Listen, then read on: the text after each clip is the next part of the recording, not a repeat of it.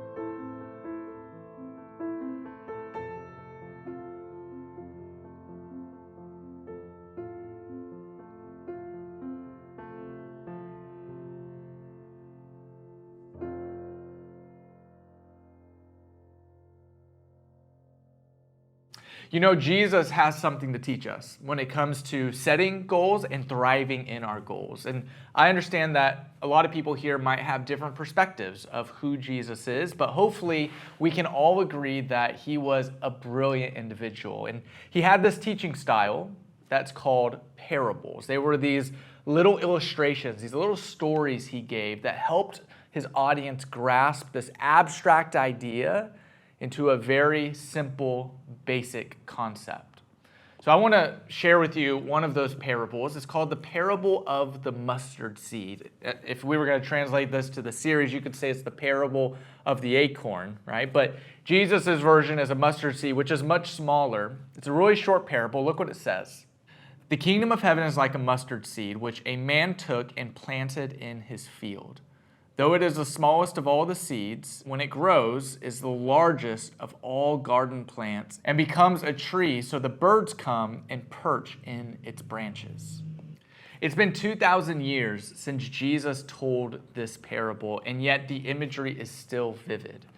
Like, we can still understand this idea, this concept of a growing seed. Like, Jesus' stories and parables, they were so brilliant because they were so simple. Like the mustard seed, one of the smallest seeds that you could find, is going to grow into a fairly large bush. I mean, mustard seeds could be up to 10 feet tall. And Jesus says, and he has this idea of growth. He talks about this idea of growth. It's small, but exponential growth, something that is true in your life as well. And here's the cool thing about Jesus' teaching is that he didn't just teach them, he embraced them. He embodied his teachings and lived them out. Like, you can just ask yourself the question, how significant could the short ministry of Jesus really be? I mean, he probably only did real Jesus work, like the stuff we read about in our Bible. He probably only did that for about 3 years. He had a handful of followers. It's not like he had this huge crowd. He was a man of no rank and without any means. I mean, people literally laughed in his face. And he lived in what everybody considered the backwater region of the world. And the life and death of Jesus did not catch the world's attention any more than a mustard seed would lying on the ground by the road. But this is what exponential growth looks like. It's something that seems so small, so insignificant, and yet can grow into something mighty and powerful. Here's the point. Success isn't just one huge thing, and then you're all of a sudden undefeated, like at the top and untouchable. It's little by little growth that continually repeated becomes success. Let me say that again. Success isn't just one big, huge thing where your life is just going to be changed. The heavens open up, clarity is found in your mind, and it's just like, boom, you have made it to the top. Like, this is what, like, people going viral, this is that bug that gets caught into our productivity, our fulfillment, our family life. We're just waiting for that viral moment. But the reality is, it's little by little growth that continually repeated is going to be where success is found. Acorns, for example, grow every day, little by little, one day at a time, until one day they become a huge tree. Couples, they work every day to become better spouses and more loving parents. That's a daily process. Triathlon athletes work every day. They don't just wake up in the morning and say, okay, I'm ready to run. They go and they train. They go another mile. They push themselves. They know that discomfort equals growth, and they push through it to make themselves better. Throughout this series, we have been saying, what would be the dream in your heart for 5 years from today? Like, where do you really want to be? Because I really think we need to take smaller steps to get us to success instead of just waiting and expecting for a giant leap at some point in our life. Before we go any further, though, I want to take a moment to reflect on a question about Jesus' parable. So 2 minutes on the clock. How does Jesus' parable of the mustard seed translate over to your life or your circumstances?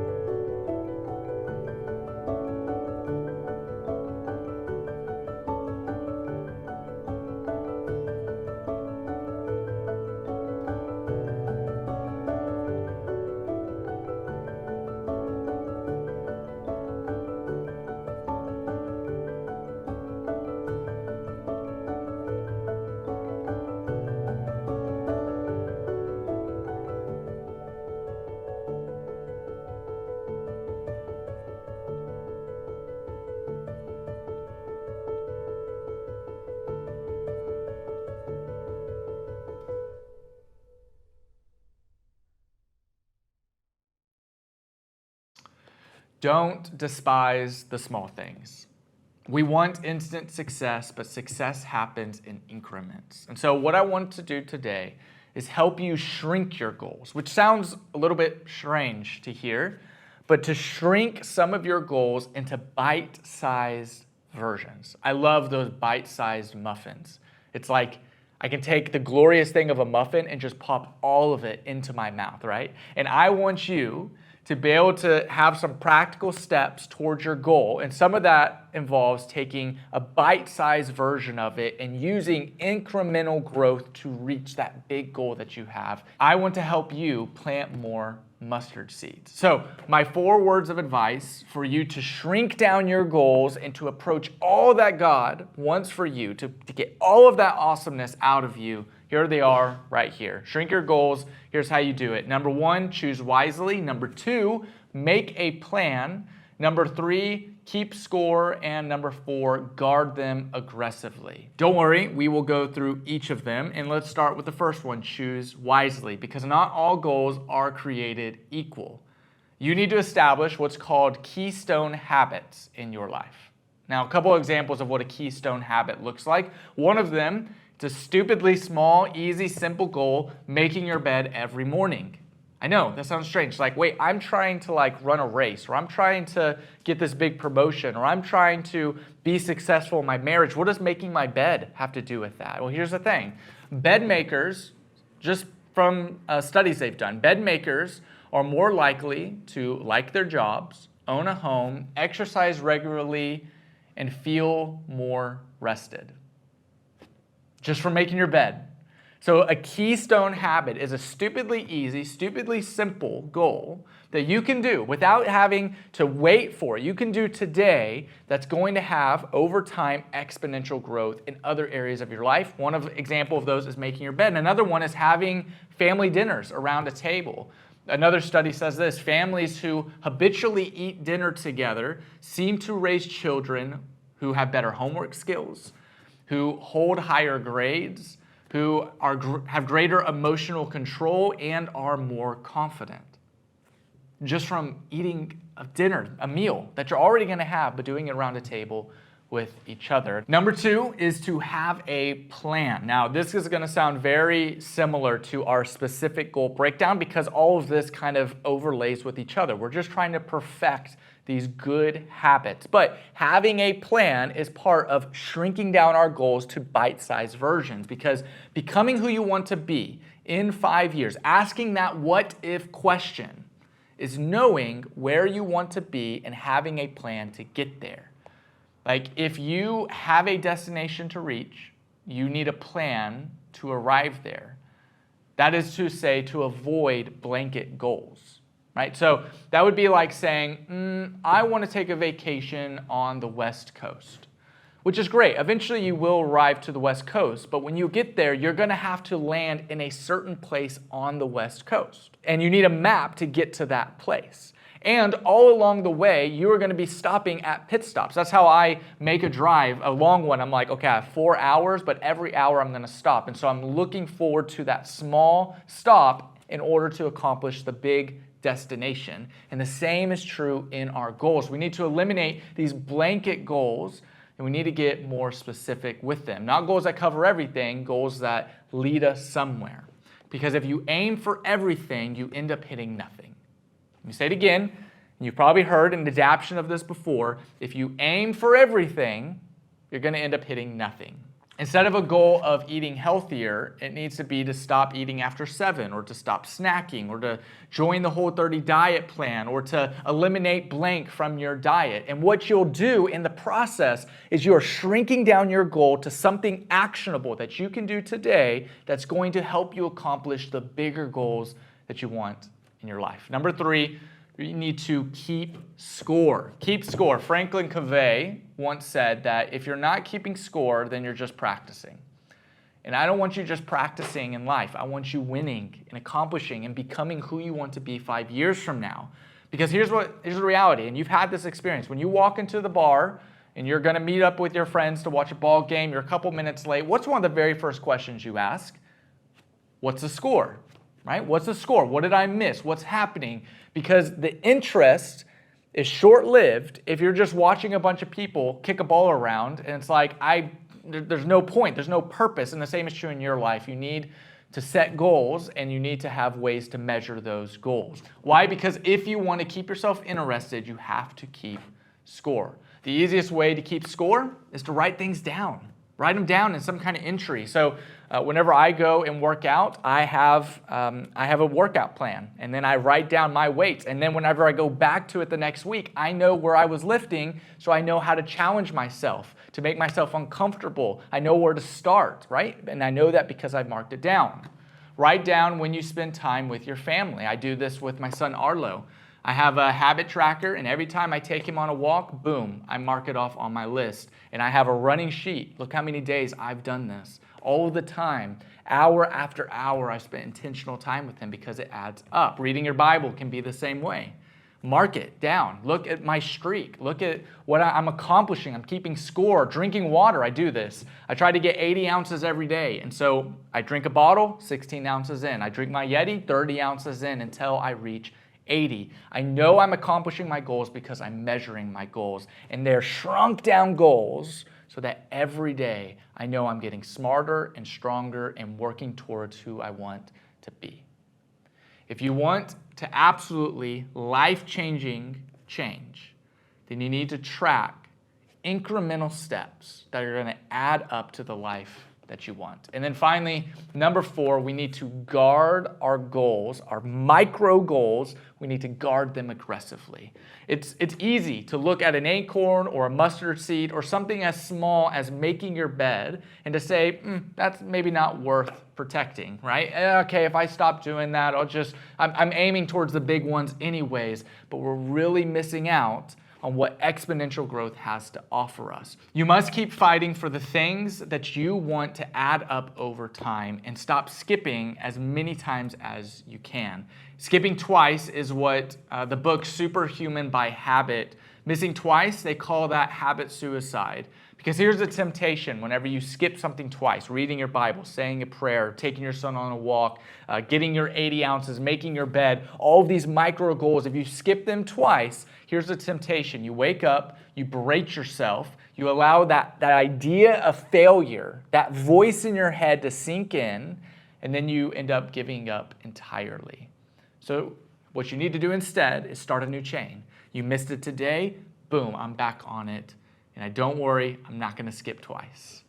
Days linked together allow momentum to remain. And remember from last week, things in motion tend to be easier to keep in motion, while things that are at a standstill take a greater amount of inertia to get started back up. So don't allow these small habits that you're forming over time, don't let them fall to a standstill.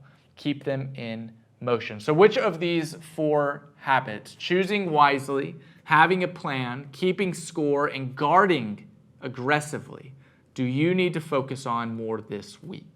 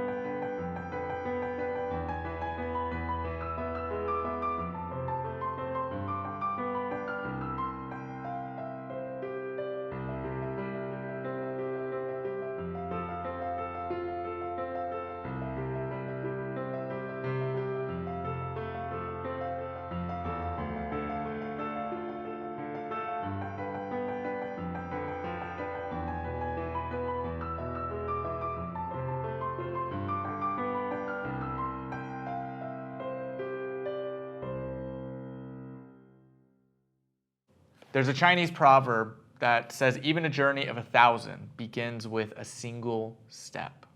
Now, I get it. You might feel a little overwhelmed at everything in front of you right now.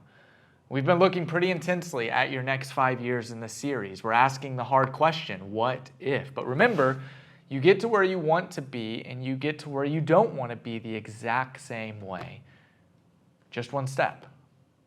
And on that note, let's close out with a newer segment that we've added where we're asking two questions, so what and now what? So what? We've been talking this past message about setting up smart goals and healthy habits, but all of that is for nothing if we don't recognize the importance of escalating, compounding, and exponential growth. In other words, you need to know that even the stupidly small things that you do are adding up to extreme growth or detrimental failure. So we're focusing in on the stupidly easy habits that we form. I want you to do an exercise with me, if you will. I saw this from a pastor named Levi Lesko. In fact, much of this series has been inspired by a series he did a few years ago. And you can do this exercise at home. All you're going to need is a sheet of paper. I'll give you a second. Go ahead and you'll find you a sheet of paper. Go on. It's okay. I'll be right here. You good? Okay, here we are. Got our sheets of paper. All you have to do in this exercise is fold a piece of paper. I know, easiest assignment you may ever have. So first we're going to fold it in half. And I'm sure you've done an exercise like this before, but look what just happened. One fold in this paper gave us one piece to two pieces. That's exponential growth. You do it again, here's even more remarkable. We went from one piece to now 4 different quadrants of paper. So all I'm asking you to do is fold the paper as many times as you can. So we did 2. Let's do another one. We got 3. Do another one. I'm already doing terrible. Hopefully you're doing better than I am. I got 4. Let's do one more. 5. Can you do another one? I think I can get one more in here. 6. I don't know if I'm getting another one outside of that, but I got 6. How many did you get? You can go ahead and put it in the chat. The world record, get this, the world record is 12. 12. They did it with a tissue paper, so it's a little bit easier, a little bit thinner, but 12 folds. Pretty amazing. Here's my point, though. This is what exponential growth looks like. It's the same thing that happens to this paper happening in your life. Every fold just continues to double. I mean, look how thick this paper is now. It went from paper thin to a little bit thicker, and that's just from 6 folds, 6 times doubling over itself. They say that if you can take a regular size of paper and you can actually, if you were able to, fold it 10 times, it would actually be the width of your entire hand. That's exponential growth if I'd ever seen it. From a paper thin to the size of your hand with 10 folds. If you did 30 folds with a piece of paper, guess how far, how big, how wide it would be. 30 folds, you get to the limits of space. 42 folds of one piece of paper would get you to the moon. 51 folds of one sheet of paper would get you to the sun. And 102 folds of a single piece of paper, if you were able to accomplish such a thing, 102 folds would get you 93 billion light years away, which is the outer observable universe. If you're wondering, it's 441 septillion meters. I'll never say septillion again, so I had to get it in here. Here's my point. Keep going, friends. Little by little, keep going in your goals. They all add up. Every single one. They will add up to extraordinary heights if you can stick with them. Even a tiny acorn can become a giant oak. Father, though we don't always feel it, the little things we do matter. They add up to big moments in our lives. Help us choose our goals wisely. Help us develop a plan. Help us keep score and guard those habits aggressively. We do this to be the best version of us that we can be, living into our designed purpose. In Jesus' name, amen. As always, I gave you a lot of content, but here at Tethered, we believe in next steps. And so I have 3 next steps that you can start doing today. This week, I have a challenge for you. Make your bed every day this week. That's it. Make your bed. Maybe you already do it, but if you don't, make your bed. And I just want you to see what happens. See what it changes in your personality and your daily ins and outs of life. Just make your bed every week and then let me know what the outcome is. Next, if you struggle studying the Bible, if you need reminders, you can get those directly to your cell phone through text messages. That's right, our number on the screen right now, 844-968-2863. All you do is text the word study. And for 3 weeks, we are going to be sending you a Bible study. You're going to work through the book of Mark in under a month. And every 3 days, we're going to give you little prompts, little reminders, and a homework assignment to read. And then finally, what you've all been waiting for, free coffee. It's here. Last week, we gave you free coffee, and this week is no different. If you're watching this with us live, go ahead and check out the chat. That's a QR code to Dunkin' Donuts, and it's coffee on us. Go ahead and buy your friend a coffee. Let them know. Some people at Tethered really, really love them and want to meet them someday. We enjoy all of the community we find in the chat, the community I find in messaging people outside. If you're joining us on YouTube, you're missing out. Come join us in our weekend experience. Tethered is a hybrid approach to following Jesus. We'll see you next week. We hope you enjoyed this message. If you want to find others like it, just click one of these boxes here and it'll take you straight there. You also want to make sure you subscribe and hit that bell button so anytime a new message comes up, you will be notified and you can go straight there. If you want to learn more about who Tethered is and what this hybrid approach of following Jesus is all about, you need to go check out our website. Just the link to that in the description below. We recognize that people live a slipstream between online and offline, and so we want to help you in your relationship with God to find and follow Him and a community offline and online. That's why Tethered exists. We hope you enjoy this video and others like it. God bless. Have a great week.